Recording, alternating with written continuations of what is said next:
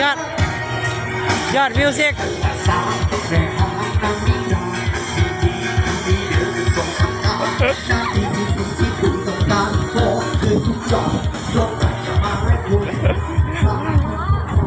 ถ่ายหันหน้าเลยแม่สู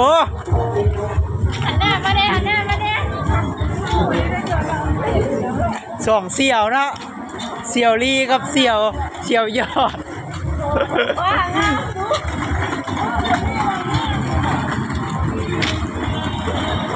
ปัญหาบ่มีเนาะตอนนี้เนาะ